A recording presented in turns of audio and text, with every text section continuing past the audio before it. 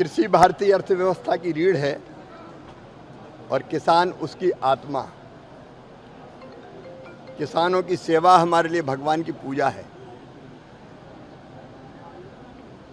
और कृषि में उत्पादन लगातार बढ़े, लागत घटे, उत्पादन का ठीक दाम मिले, प्राकृतिक आपदा में राहत मिले, कृषि का विविधीकरण हो और धरती आने वाली पीढ़ियों के लिए भी अन्न उत्पादित करती रहे। इसका प्रयास हमारे प्रधानमंत्री श्रीमान नरेंद्र मोदी जी के नेतृत्व में कृषि विभाग लगातार करता रहा है। गेहूं हमारी प्रमुख फसल है और जौ का भी अपना महत्व है। गेहूं अनेकों तरह की कठिनाइयों का सामना कर रहा है। जलवायु परिवर्तन के कारण, बढ़ते हुए तापमान के कारण ये आशंका व्यक्त की गई है कि गेहूं का उत्पादन घट सकता है। एक ज़माना वो था तब हम अमेरिका से PL 480 लाल गेहूं आयात करके खाते थे, लेकिन आज मैं अपने किसानों को धन्यवाद दूंगा, वैज्ञानिकों को प्रणाम करूंगा।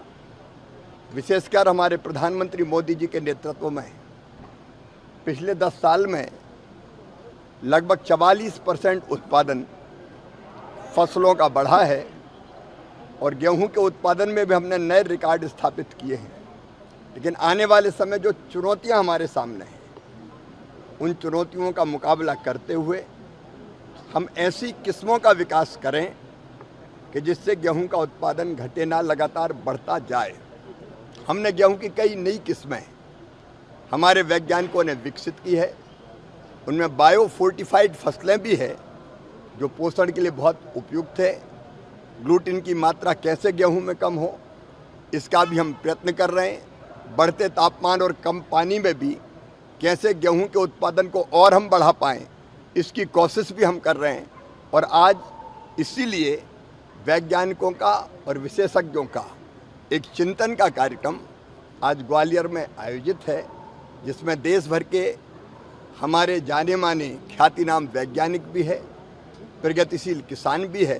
तो आज हम यहाँ गेहूं पर भी चर्चा करेंगे और गेहूं के साथ साथ हम जौ पर भी चर्चा करेंगे। जौ एक बहुत महत्वपूर्ण फसल है पोषण की दृष्टि से, जिसका अत्यंत महत्व है। मित्रों, हमारे रबी के पूरे प्लान को करने के लिए 2 फसलों का चक्र मुख्यतः है, खरीफ का और रबी का। तो रबी में हम कैसे फसलों का बेहतर उत्पादन करें, इसके लिए रबी कॉन्फ्रेंस 14 और 15 सितंबर को हमने दिल्ली में बुलाई है। राज्य सरकारों के कृषि मंत्री और सारे अधिकारी, विशेषज्ञ और केंद्र सरकार के सारे अधिकारी, वैज्ञानिक, विशेषज्ञ सब उन पर विचार करेंगे। और फिर एक बार जो लैब में शोध होता है, रिसर्च और अनुसंधान होता है, उसको हम सीधे लैंड तक लेके जाएं, किसानों तक लेके जाएं। इसके लिए पहले विकसित कृषि संकल्प अभियान हमने खरीफ की फसल के लिए भी चलाया था। अब रबी की फसल के लिए भी 3 अक्टूबर से विकसित कृषि संकल्प अभियान प्रारंभ होगा, उसकी तैयारी भी हम कर रहे हैं। आज मेरा सौभाग्य है कि इस गालव ऋषि की पवित्र धरा पर आज गेहूं और जौ पर विचार मंथन हो रहा है। धन्यवाद।